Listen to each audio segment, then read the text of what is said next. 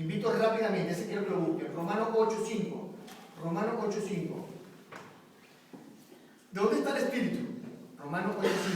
¿Dónde está? Ahora mismo, ¿dónde está? ¿Quién se atreve?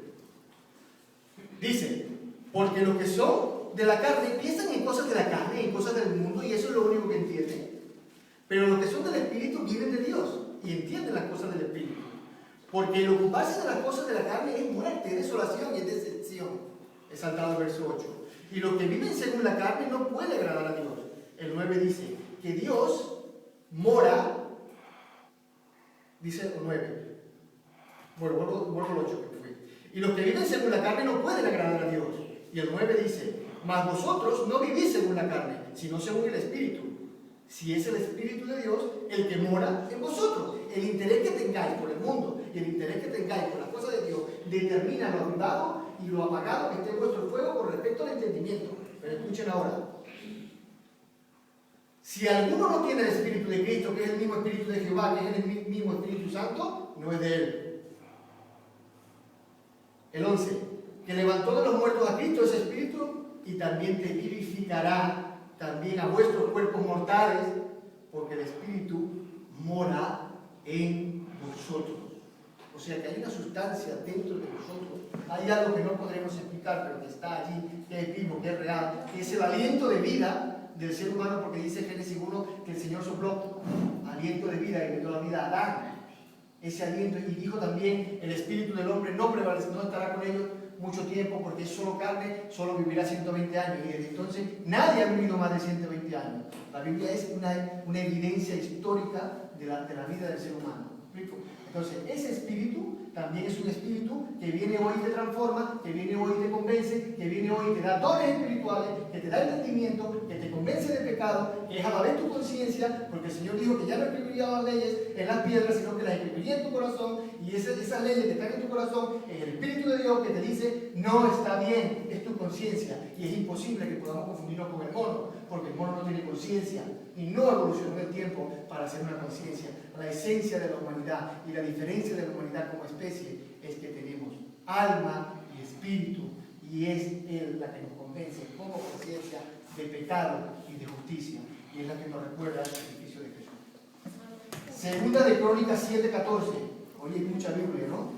Si se humillare mi pueblo, ahora yo quiero, oh Señor, avivamiento espiritual, yo quiero, oh Señor, vivir la esencia misma de tu Espíritu Santo en mi vida, porque sé que estás aquí, si la palabra dice que estás aquí, entonces yo quiero que tu fuego se levante un poco, pero no sé hacerlo.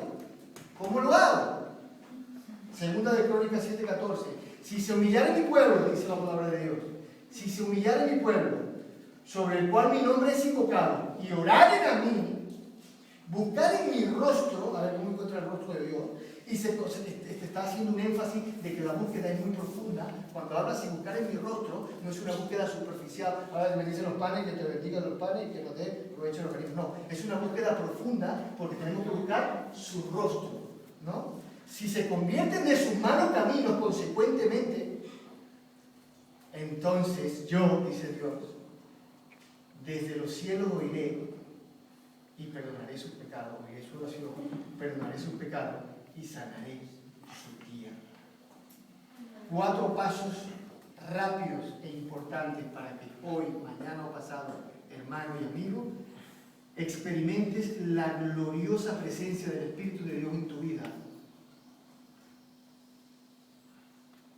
Empieza con la humillación. Empieza con la humillación, el primer paso. Tenemos que humillarnos ante la presencia de Dios. Es imposible que entremos a la presencia de Dios cantando una salsa. O sea, lo primero que tienes que hacer es, sí, que el Señor te va a dar gozo y dice que será como un volcán apagado que pum, explotará, que será como águila, que volará, ¿no? Dice el Señor. Pero el gozo y el avivamiento empieza primero por la humillación. En todos los hombres de la Biblia, antes de ser lo que hicieron, se postraron ante Dios, buscaron su rostro y se humillaron. ¿Por qué esto es importante? Porque como Dios es santo, Él quiere que seamos santos. Y cuando nos humillamos, inmediatamente después estamos arrepintiéndonos de nuestra condición pecadora y estamos reconociendo su magnificencia, su majestad. ¿Me explico? Entonces acerquémonos a Dios con actitud de humillación porque nos estamos acercando a Dios. Él es nuestro amigo, sí, pero antes de ser nuestro amigo, nuestro Padre y nuestro Salvador, es Dios.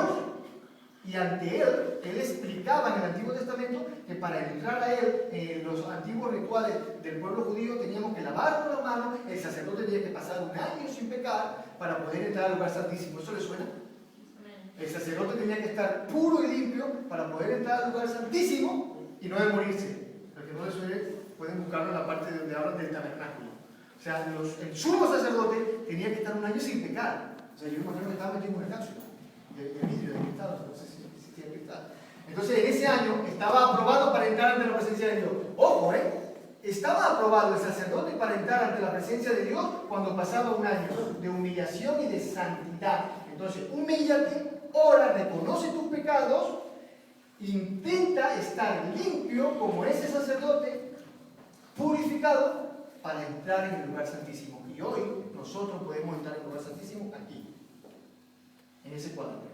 Pero para entrar en el lugar santísimo a través de Jesús, esto le suena, no es doctrina, ya podemos entrar al lugar santísimo a través de Jesús. ¿Lo sabían? Ahora podemos hacer eso que hacían los sumos sacerdotes. Después de hacer toda una historia, Jesús nos los ha resumido en que tuviéramos fe, creyendo en Él, que podríamos entrar a través de Él al lugar santísimo. Pero entonces, ¿cómo entrarás al lugar santísimo? Humíllate, arrepiéntete de tus pecados y permite que cuando entres allí haya santidad. Esto sí determina por qué este hermano salta y danza y por qué este hermano está como achicopalado. Empieza con la humillación y el quebrantamiento. Cuando estaba el publicano y el fariseo, la parábola que explicó el Señor en Lucas 18, dice el fariseo puesto de pie, oraba con hay gente que ora así, oraba conmigo o quizás por ahí. De esta manera: Dios, te doy gracias porque yo no soy como los otros hombres.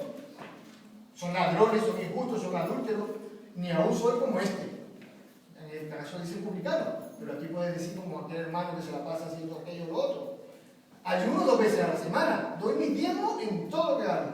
Pero el publicano actúa diferente y es así como quiere Dios. Mas el publicano, estando lejos del altar, lejos, humillado un poco, no quería ni aún alzar los ojos al cielo, sino que golpeaba el pecho y decía: oh Dios, sé propicio de mí, que soy pecador. Y dice el Señor: os digo que descendió a su casa justificado con respecto al otro, porque cualquiera que se enaltece será humillado y el que se humilla será enaltecido. Tenemos que reconocer que somos pecadores. Dice la palabra de Dios que cuando tú crees en eso y te convences de eso y te arrepientes constantemente de tus pecados, que eres nueva criatura. De modo que si alguno está en Cristo, 2 Corintios 5:17, nueva criatura es, las cosas viejas pasaron y todas las cosas son ahora hechas nuevas. No os conforméis, Romanos 12:2 dice, no os conforméis, hermanos, a este siglo, sino que sean transformados por medio de la renovación de vuestro entendimiento. Esto es algo voluntario. Tú tienes que reconocer en forma voluntaria que tienes que dar el paso de arrepentimiento. No os conforméis con este siglo, sino ser transformados por medio de la renovación de vuestro entendimiento, para que comprobéis cuál sea la buena voluntad de Dios, agradable y perfecta para vosotros. O sea, me estás diciendo que si me arrepiento, me purifico, me humillo ante tu presencia, podré ver la sabiduría de ti en mi propia vida, la bendición de ti en mi propia vida, la sanidad de mi alma, de mi cuerpo, la bendición para mi familia, los dones espirituales, la imposición de manos. La voluntad de Dios, agradable y además perfecta. Pero ¿qué pasa cuando tenemos un pecado? Y algunos lo negamos. Algunos por no conocimiento y otros porque lo negamos. Lo mismo que le pasa al coche cuando está una basurita en el filtro de gasolina. Le damos y no enciende. Una basurita. No enciende. Porque esa basurita está entre la energía del motor y el motor. Sed santo porque yo soy santo, dice el Señor.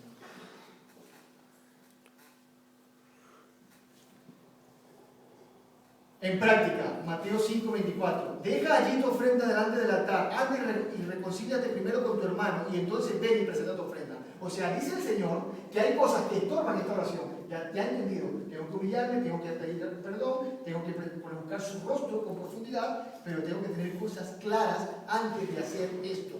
Si dejas tu ofrenda en el altar, reconcíliate con tu hermano y entonces ven y presenta la ofrenda. O sea, Dios me está diciendo a través de su Hijo que si yo estoy mal con mi hermano, mi oración tendrá estorbo. Pero hay otra cosa que tendrá estorbo también, incluso con tu esposa. Primera de Pedro, el que quiera apuntarlo, 3:7. Vosotros maridos, igualmente, vivid con ella sabiamente, dando honor a la mujer como un vaso frágil y como a coherederas de la gracia de la vida, porque vuestras oraciones, para que vuestras oraciones no tengan estorbo. O sea, tú que te la pasas aquí, bueno señor, acuérdate que el coche y tal, el préstamo que me tienen que dar, o sea, supuestamente esto está mal hecho. Si yo no estoy bien y en paz con mi mujer, con mi amigo y con mi hermana, yo no puedo pedirle al Señor el milagro, porque tiene estorbo. Son cosas quizás simples de explicar, pero son cosas vitales. He escuchado hermanos diciendo, no, es que no quiero compartir el pan que compartiremos la segunda semana de junio, porque claro, como estoy enfadado con él, o sea que tú que en el pan es que te vas a reconciliar con tu hermano.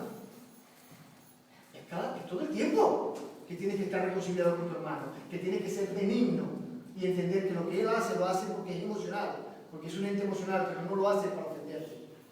Y tú no vas a ponerte en el tamaño de él. Tú lo perdonas antes de que diga la ofensa, ya lo tienes que estar perdonando. 77 veces 7. El segundo paso para ese vivir del Espíritu de Dios y ese avivamiento es la humillación que sobreviene al quebrantamiento. Quebrantamiento. Lo primer síntoma que siente es cuando reconoce, cuando de verdad lo ha reconocido, lloras. Algunos serán muy duros para llorar, pero sienten que algo está pasando y se quebrantan.